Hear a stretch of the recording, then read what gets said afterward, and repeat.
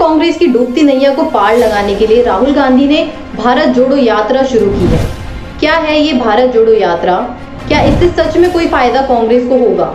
क्या इस यात्रा से इंडियन पॉलिटिक्स पर कोई प्रभाव पड़ेगा? और सबसे जरूरी सवाल कि क्या इसके बाद राहुल गांधी बीजेपी जैसी सफल पार्टी के मोदी जी जैसे गेम चेंजिंग नेता को टक्कर दे पाएंगे? नमस्कार, मेरा नाम है किरण और आप देख रहे हैं द उत्तराखंड न्यूज पर समाचार सवाल। मैसेज है, डरो मत और नफरत को अपने दिल से मिटा दो और देश के लिए काम करो। जब तुम अपने मस्तक पर बर्फ का पहला तूफान झेलोगे और कांपोगे नहीं, तब जानोगे कि कुछ फर्क नहीं है सब कुछ जीत जाने में और अंत तक हिम्मत न हारने में। युवाओं ने अपने सपने मेरे सामने रखे, किसानों ने अपना दर्द मेरे सामने रखा, तो मैं आपका दिल से धन्यवाद करना चाहता हूं और मैं इस सफर को अपनी पूरी जिंदगी नहीं भूलूंगा।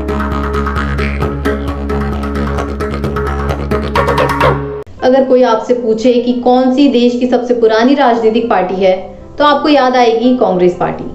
भारत की आजादी के बाद देश में ज्यादातर समय इसी पार्टी का राज रहा है, लेकिन 137 साल पुरानी देश की इस पार्टी के सामने संकट पैदा हो गया है और वो है पार्टी को संभालने का संकट। कांग्रेस कुछ साल पहले तक देश की सबसे बड़ी पार्टी थी, लेकिन 2014 के आम चुनाव में उसे केवल 44 सीटें मिल पाई और 2019 के लोकसभा चुनाव में भी कांग्रेस ने कुछ नंबर तो बढ़ाए, लेकिन आंकड़ा ताश के 52 पत्तों तक ही सिमट कर रह गया। आजादी के पहले स्वतंत्रता संग्राम की धुरी रही कांग्रेस आजादी के बाद अकेली सबसे बड़ी पार्टी थी।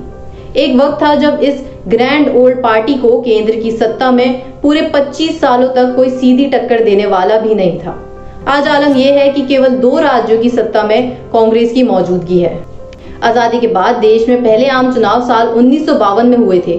उस समय पूरे देश में कांग्रेस ने 21 राज्यों में अपनी सरकार बनाई थी। आज 2022 में ये आंकड़ा 2 राज्यों में सिमट कर रह गया है। झारखंड और बिहार में कांग्रेस की हैसियत नंबर 2 और नंबर 3 की रह गई है। 2014 के बाद से कांग्रेस का लगातार पतन जारी है। एक के बाद एक कई राज्यों में कांग्रेस सत्ता से बाहर हो चुकी है। देखिए, कांग्रेस की हारने की कोई नई वजह नहीं है। हर बार की तरह वही कारण होते हैं जो पिछले चुनाव में थे। संगठन का कमजोर ढांचा, आधी अधूरी चुनाव तैयारी, राष्ट्रीय नेताओं का चुनाव प्रचार में रुचि न लेना और सबसे बड़ी बात, आपसी मतभेद, गुटबाजी वाली बीमारी। जैसे उत्तराखंड के 2022 विधानसभा चुनाव के दौरान देखने को मिला, पूर्व मुख्यमंत्री हरीश रावत और नेता प्रतिपक्ष प्रतीम सिंह के समर्थकों ने सोशल मीडिया पर लड़ना शुरू कर दिया।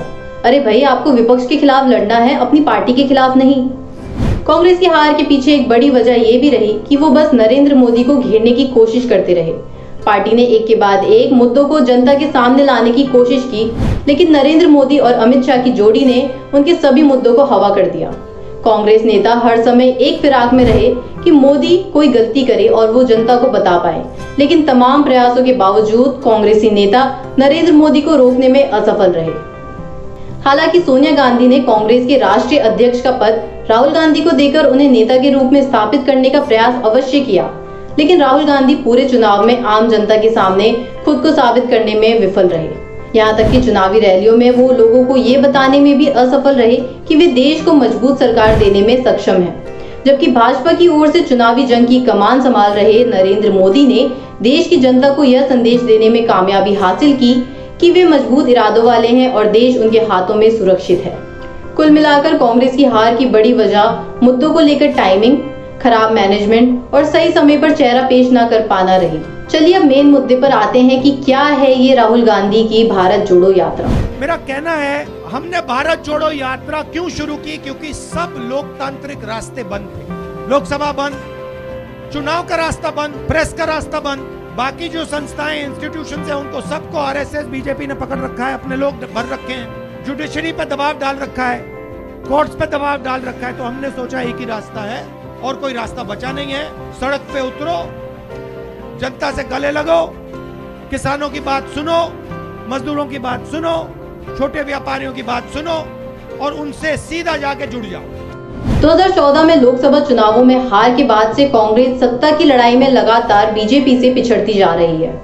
राजस्थान, छत्तीसगढ़, बिहार और झारखंड को छोड़कर आज कांग्रेस पूरे देश भर में सत्ता से बाहर है और राहुल गांधी इन दिनों कांग्रेस की इसी खोई हुई सियासी जमीन को मजबूत करने के इरादे से भारत जोड़ो यात्रा पर हैं। भारत जोड़ो यात्रा 7 सितंबर 2022 को कन्याकुमारी से शुरू हुई।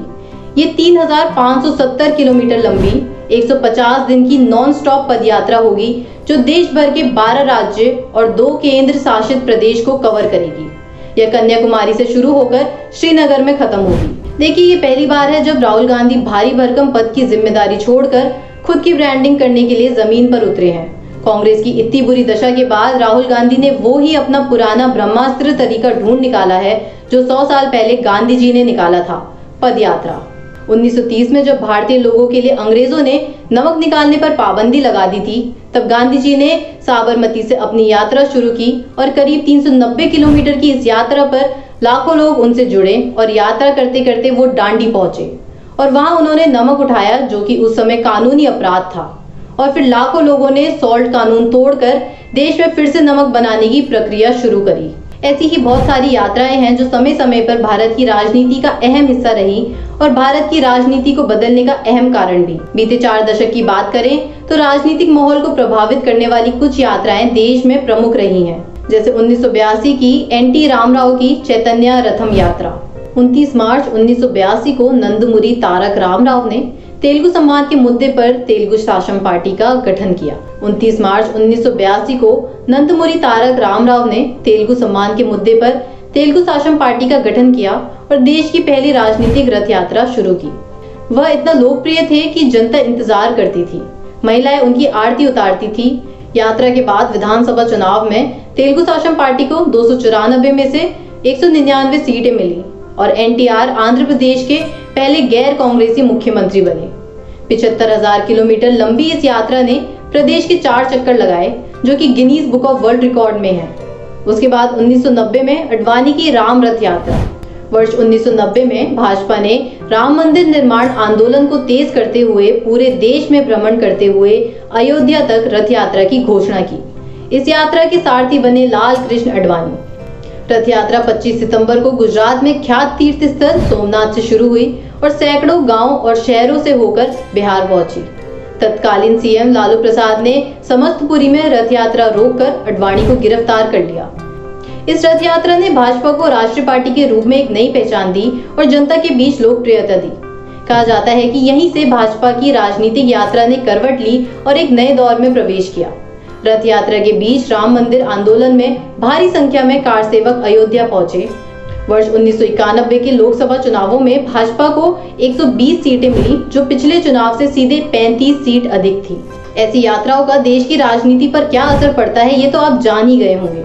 यूँ तो भारत जोड़ो यात्रा का घोषित मकसद भारत में बीजेपी की विभाजनकारी राजनीति को चुनौती देना है, लेकिन सब जानते हैं कि इससे राहुल गांधी की जमीन से जुड़े नेता की छवि गढ़ने की कोशिश भी की जा रही है। अब ऐसे में राहुल गांधी की यात्रा देश की राजनीति में क्या रंग दिखाएगी, ये तो भविष्य के गर्भ में छुपा हुआ है। आपको क्या लगता है कि इस यात्रा से कांग्रेस एक बार फिर देश में अपना वर्चस्व स्थापित कर पाएगी?